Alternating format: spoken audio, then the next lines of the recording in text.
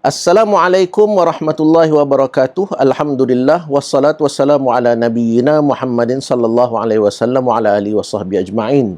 Tuan-tuan dan puan-puan, tahukah tuan-tuan bahawa daripada 100 orang yang menerima khidmat, 38 orang tidak tahu untuk mengucapkan terima kasih? Mengejutkan, bukan? Tuan-tuan dan puan-puan, nama saya Nur Azam bin Abdullah, mewakili pasukan saya. Izinkan kami membentangkan satu program inovatif untuk membudayakan amalan berterima kasih dalam kalangan murid, dinamakan The Shukran Project atau Projek Shukran. Dalam pembentangan ini, saya akan menjawab beberapa persoalan yang terkait dengan perancangan, pelaksanaan dan impak program Shukran. Pada penghujung pembentangan, tuan-tuan akan dihidangkan dengan satu video pendek memaparkan pelaksanaan projek Shukran di SMA Mawib, Kuala Lumpur. Tuan-tuan dan puan-puan sekalian, The Shukran Project adalah inovasi program pembudayaan amalan berterima kasih dalam kalangan warga Sekolah Menengah Agama Majlis Agama Islam Wilayah Persekutuan atau SMA Mawib. Dalam program ini, warga SMA Mawib menulis nota terima kasih mereka pada sekeping kertas dan melekatkannya pada sekeping papan khas dinamakan papan syukran. Mereka diajar agar nota terima kasih mereka itu mempunyai dua elemen, iaitu 2S, iaitu sincere atau ikhlas dan juga spesifik. Kenapa program ini signifikan? The Shukran Project signifikan dan amat penting kerana projek ini atau program ini mengajar murid untuk pandai berterima kasih. Hasil eksperimen sosial yang dijalankan oleh Baby Gizmo, sebuah badan pendidikan di Amerika Syarikat, mendapati 38% orang yang mendapat khidmat atau bantuan tidak mengucapkan terima kasih. Tanpa program membudayakan amalan terima kasih seperti projek Shukran ini, dikhawatiri masyarakat akan semakin individualistik dan hanya berfikir tentang kepentingan diri sahaja. Bagaimana dengan keaslian atau originality program? The Shukran Project adalah program yang otentik dalam membentuk budaya berterima kasih. Keasliannya ini dibuktikan apabila The Shukran Project telah diterbitkan dalam jurnal MPSM Kebangsaan tahun 2018. The Shukran Project juga telah dibentangkan dalam International Seminar on Islamic School Management Phnom Penh, Kemboja pada tahun yang sama. Apakah metodologi yang digunakan dalam melaksanakan projek ini? Metodologi pelaksanaan The Shukran Project melibatkan 3 fasa utama: fasa persediaan, fasa pelaksanaan dan fasa pelaporan.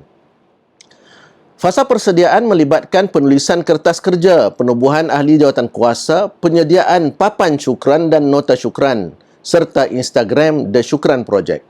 Fasa pelaksanaan melibatkan aktiviti pelancaran, penulisan nota syukran dan menampal nota syukran di papan syukran. Fasa pelaporan pula melibatkan pengumpulan nota-nota syukran, mengklasifikasikan nota-nota tersebut, menangkap gambar dan memuat naik nota syukran ke dalam Instagram.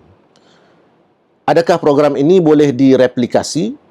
The Shukran Project boleh direplikasi dengan mudah oleh mana-mana sekolah atau institusi.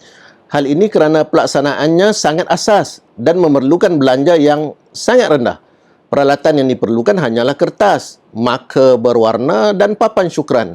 Papan tersebut diletakkan di tempat-tempat awam dan mudah diakses oleh murid atau guru, sama ada untuk melekatkan nota syukran atau membaca nota-nota syukran yang ada. Bagaimana pula dengan kebolehgunaan atau usability program?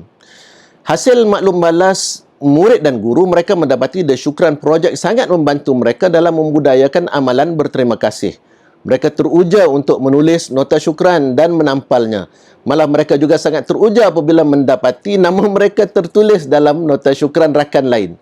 Dengan kata lain, Shukran Project ini berjaya menjadikan amalan berterima kasih satu proses yang menyeronokkan. Apakah pula faedah The Shukran Project? The Shukran Project telah berjaya membudayakan amalan berterima kasih di SMA Mawib.